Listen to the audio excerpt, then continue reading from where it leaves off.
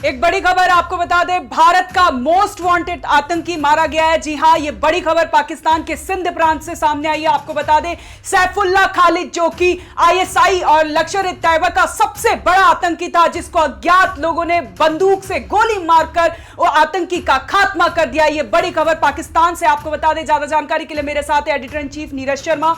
नीरज शर्मा, सैफुल्लाह खालिद जो कि बहुत बड़ा मोस्ट वांटेड आतंकी था, उसने भारत में कई आतंकी हमले में जो साजिश थी उसमें शामिल था। क्या आपके पास पूरी जानकारी है? देखिए, सैफुल्लाह खालिद को है ढेर कर दिया गया है। पंजाब के सिंध प्रांत में उसकी हत्या की गई है और ये बहुत बड़ी खबर है इंडिया के पॉइंट ऑफ व्यू से। आप समझें, लश्कर का एक बड़ा आतंकी था और नेपाल का पूरा बागडोर जो है उसके हाथों में था।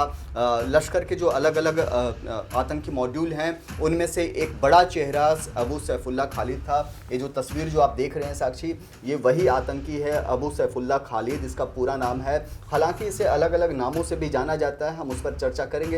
लेकिन आपको बताएं साक्षी, इस आतंकी की गोली मार करके हत्या कर दी गई है पंजाब के सिंध में। अब ये इस दुनिया में नहीं रहा, लेकिन उससे भी बड़ी खबर है कि आप देखिए कि एक बड़ा आतंकी था और इसने भारत में अलग अलग कई आतंकी वारदातों को अंजाम दिया था। इस आतंकी ने नागपुर में आरएसएस का जो हेडक्वार्टर है वहाँ भी बम प्लांट किया था, वहाँ भी विस्फोट किया था। उसका मास्टरमाइंड भी ये था। उसके साथ साथ जो साइंस इंस्टीट्यूट है वहाँ भी इसने आतंकी वारदात को अंजाम दिया था। 2005 में बेंगलुरु में जो भारतीय विज्ञान संस्थान है वहाँ भी इसने कोशिश की थी अटैक करने की, और उस आतंकी हमले में आईआईटी के प्रोफेसर मुनीश चंद्र पुरी की मौत हो गई थी। ये बड़ी खबर हम आपको बता रहे हैं। मुनीश चंद्र पुरी की जान लेने वाला आतंकी अबू सैफुल्लाह अब इस दुनिया में नहीं रहा। उसे अज्ञात बंदूकधारियों ने गोली मार करके हत्या कर दी है। ये सबसे बड़ी खबर आपको बता रहे हैं साक्षी जी। ऑपरेशन सिंदूर से घबराए पाकिस्तान ने इस आईएसआई का जो आतंकी है इसको अंडरग्राउंड कर दिया था नीरज जी। बावजूद इसके जो अज्ञात लोग हैं उसने गोली मारकर इसकी हत्या कर दी।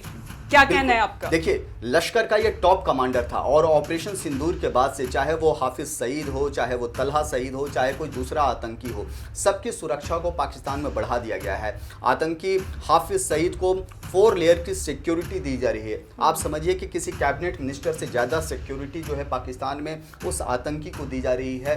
पाकिस्तान के डिफेंस मिनिस्टर और फॉरेन मिनिस्टर ने पहले ही इस बात को माना है कि वो बीते कई सालों से आतंकियों को पाल पोस रहे हैं। उसी कड़ी में पाकिस्तान की खुफिया एजेंसी जो आईएसआई है उसने अबू सैफुल्लाह को भी, खालिद को भी सिक्योरिटी दी थी। लेकिन चूंकि ऑपरेशन सिंदूर गुजर गया था, अबू सैफुल्लाह को लगने लगा था कि कोई खतरा नहीं है, लेकिन जैसे ही वो अपने घर से बाहर निकला, सिंध के इलाके में उसकी गोली मार करके हत्या कर दी गई।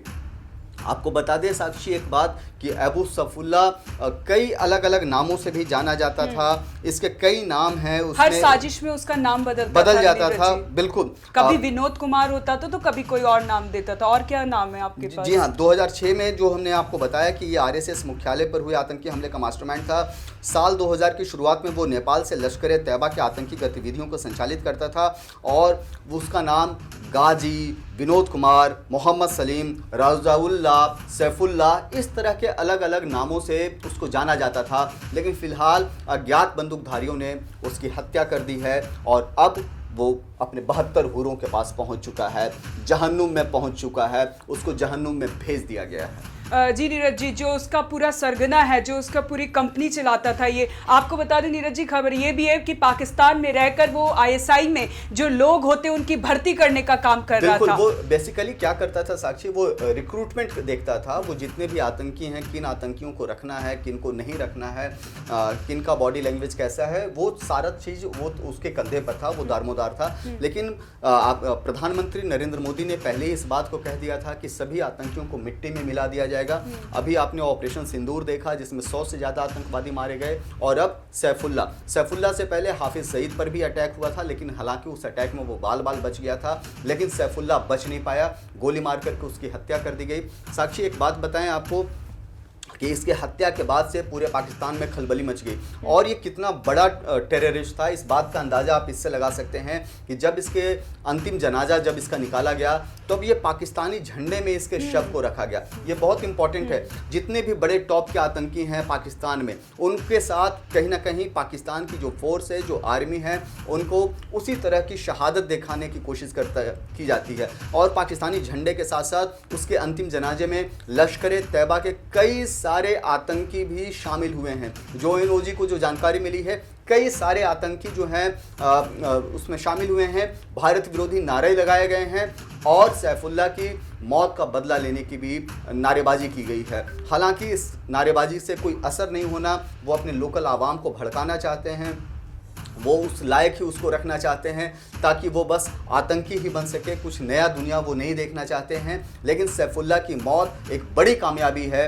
भारत के पॉइंट ऑफ व्यू से, क्योंकि भारत के लिए वो मोस्ट वांटेड आतंकी था।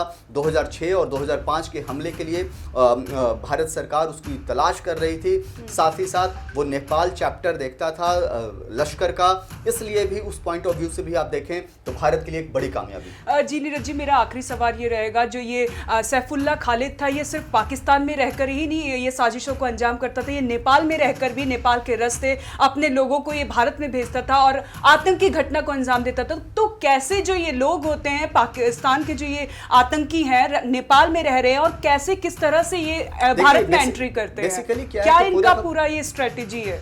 देखिए, ये पूरा मोडस ऑपरेंडी आप उसको समझने की आपको ज़रूरत है। वाया नेपाल ये कई बार इंडिया तक ये एंट्री कर लेते हैं, क्योंकि नेपाल का बॉर्डर जो है वो ओपन बॉर्डर है और वहाँ से भी ये एंट्री इनके लिए बड़ा आसान हो जाता है। और जैसा हमने बताया साक्षी कि 2006 में जो नागपुर मुख्यालय पर जो आरएसएस हेडक्वार्टर पर जो बम विस्फोट हुआ था, उसमें इसका सीधा हाथ है। 2005 में जो बेंगलुरु में जो अटैक हुआ, उसमें भी इसका सीधा हाथ था। और कई सारे ऐसे हमले जो इसने पाकिस्तान में रह कर के करवाए हैं, जिसका ये मास्टरमाइंड था, जिसमें इसके गुर्गों ने इसकी मदद की है। और उन गुर्गों के ज़रिए इन लोगों ने अलग अलग बम धमाके भारत के अलग अलग शहरों में की है।